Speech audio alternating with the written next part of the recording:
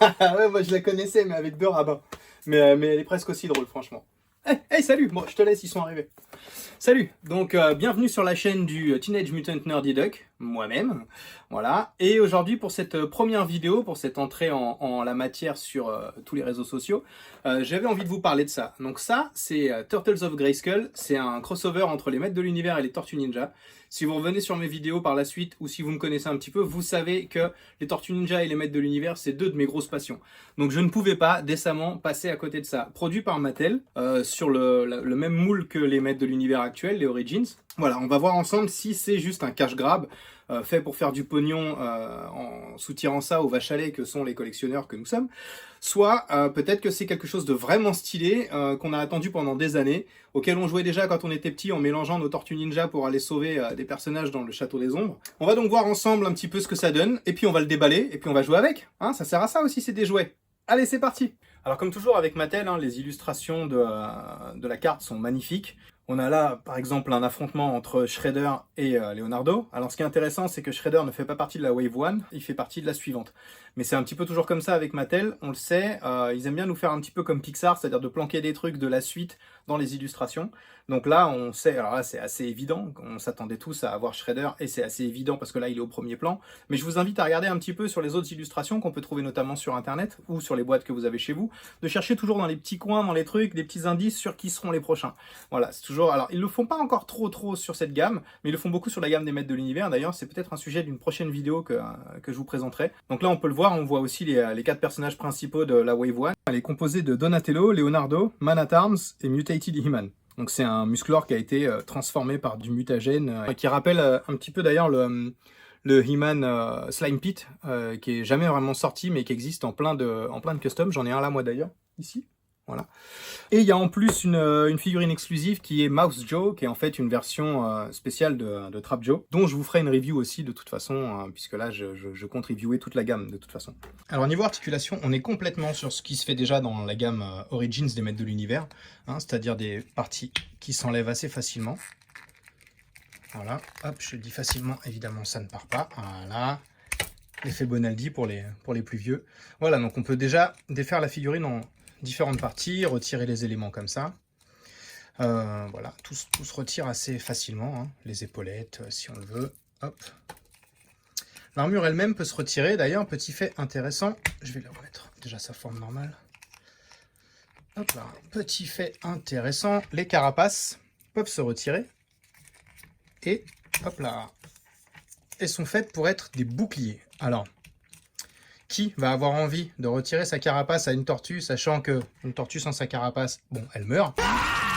L'idée est rigolote, mais au final, dans le dos, derrière, quand vous enlevez ça, la tortue n'a plus de carapace. Elle a, si on enlève l'armure, le costume, quoi, une espèce de carapace dégueulasse, sculptée, toute fine, mais non peinte, donc c'est vraiment, ça, c'est vraiment aucun intérêt. Au-delà de ça, la figurine est donc articulée au niveau de la tête, à 360, les bras, ici, les coudes, les mains, donc à 360 aussi, hein, ça c'est super. On a vraiment de la chouette articulation. Les jambes aussi, on peut trouver des poses un petit peu fun. Alors il ne tiendra pas forcément debout, mais on a des bonnes poses. Les genoux articulés aussi, ici au niveau du mollet, le pied dans tous les sens. Hop. Même on peut lui donner des poses un petit peu comme ça. Voilà. Donc on est vraiment sur une articulation très chouette, très dynamique. Bah, comme de toute façon vous le connaissez, si vous connaissez déjà la gamme Origins. Voilà. Alors, on a niveau accessoires, donc il a deux épaulettes un petit peu blindées en forme de tortue. Il a un avant-bras et surtout il a cette épée. Donc, on va pousser le monsieur ici, hop là, et on va regarder un petit peu ce que c'est que cette épée. Cette épée, elle est comme les anciennes épées des Maîtres de l'Univers dans des gammes de l'époque, c'est-à-dire qu'elle s'ouvre en deux. Hop là. Et donc on a deux moitiés. C'est une sorte de power sword, hein, quand on la regarde, elle ressemble assez quand même à la power sword de Musclor, si ce n'est qu'elle est arrondie sur le bout. Et quand on la sépare, on a donc deux demi-power swords qui sont parallèles et qui sont très chouettes. Alors le petit problème que j'ai constaté quand même sur ces épées, c'est que le demi-manche du coup est très fin et que donc eh ben, ça tient pas, quoi. Ça tient pas très bien. Alors les mains, on peut le voir, de Leonardo, je vais vous le zoomer un petit peu. Les mains de Leonardo ont été sculptées de telle façon elles sont pas complètement rondes, vous voyez, de telle façon à faire tenir l'épée, mais ça veut dire que du coup l'épée ne tient que d'une certaine façon. Si on bouge un tout petit peu, poum, ça se casse la gueule. Alors évidemment, vous allez me dire, ouais, mais en même temps, les épées, on va pas les bouger tout le temps, parce que vous êtes des gros collectionneurs et que vous allez garder certainement votre figurine, peut-être même toujours emballée, ou déballée dans une pose dans une vitrine. Alors oui, mais en même temps, moi qui prends toujours plusieurs exemplaires pour pouvoir jouer avec les enfants, c'est quand même cool une épée qui tient un petit peu quand les mômes sont en pleine scène de bataille, qu'ils n'ont pas besoin de s'arrêter toutes les 3 secondes pour remettre l'épée dans les mains. Donc là, je vous dis ça et en même temps, ça tient. Donc vous voyez, hein, c'est pas non plus complètement bidon. Ça tient la route. Vraiment, on peut lui donner des poses cool. Il faut juste avoir la patience de trouver la bonne posture. Alors le boulot de peinture, lui, il est vraiment très chouette. On est sur quand même de la bonne qualité. Du bon contrôle qualité derrière, parce qu'on n'a pas des gros jetards de peinture, en tout cas pas sur le mien. Après, on le sait toujours, sur ces gammes, c'est un petit peu aléatoire. Vous allez pouvoir avoir des trucs magnifiques, comme parfois avoir un truc un petit peu mal peint. Bon, là, moi, j'ai eu du bol sur le set que j'ai reçu. Ils étaient tous nickel. Donc voilà, on peut évidemment, comme je l'ai montré tout à l'heure, on peut retirer, l'armure si on veut, hein, pour avoir un Leonardo. Hop là, un petit peu plus à poil, plus proche des tortues. Mais le problème quand on fait ça, c'est que derrière, on ne peut pas raccrocher le bouclier. Alors ok, il y en a qui vont me dire, ouais, avec de la pâte à fixe, ça se fait, c'est pas un problème. Je suis d'accord, mais la pâte à fixe, c'est moche. Et puis là, franchement, il n'y a vraiment rien de fait.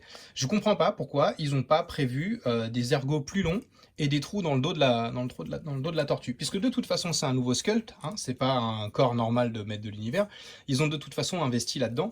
Donc pourquoi ne pas être allé jusqu'au bout et avoir créé 2 picots ici pour qu'on puisse remettre directement la carapace. Ça, c'est le truc que je trouve un petit peu dommage. Mais franchement, en toute sincérité, ça m'éloigne pas de la magnificence incroyable qui est ce crossover. Ce qui est chouette aussi, c'est qu'on a plein de petits rappels et de petits clins d'œil, des easter eggs un petit peu à d'autres personnages, notamment des maîtres de l'univers, avec ici par exemple un plastron qui est surtout une fourrure ici qui n'est pas sans rappeler King Grayskull.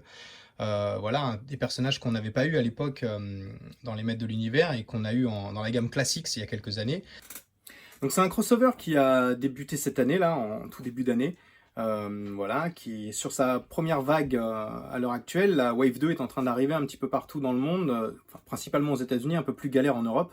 Ça, c'est un autre problème dont on discutera sûrement dans une vidéo que je ferai à part, qui ne sera pas une toy review, mais qui sera une vidéo pour parler un petit peu de la distribution, on va dire, aléatoire de Mattel.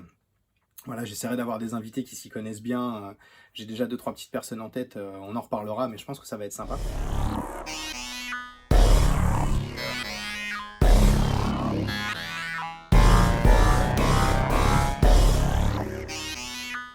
Moi personnellement je suis complètement conquis, je trouve qu'elles ont grave de la gueule les tortues comme ça. Je suis vraiment très content de cette gamme, j'ai hâte de voir la suite, déjà pour vous la présenter et puis surtout pour pouvoir jouer avec. Voilà, la vidéo touche à sa fin. Moi, je vous ai raconté tout ce que j'avais à vous raconter et je vous ai montré tout ce que j'avais à vous montrer sur ce Leonardo de la gamme Turtles of Grayskull. Si la vidéo vous a plu, n'hésitez pas à laisser un petit pouce vers le haut, à laisser un commentaire, pourquoi pas, ça fait toujours plaisir, à partager, à en parler sur vos réseaux sociaux. Ça, c'est le seul moyen qu'on a sur Internet pour un petit peu se faire connaître et avoir des gens qui reviennent. Et puis, ben voilà, n'hésitez pas à vous inscrire, à mettre la petite cloche là pour savoir quand les nouvelles vidéos vont tomber. Et puis, moi, je vous dis à très bientôt. Salut!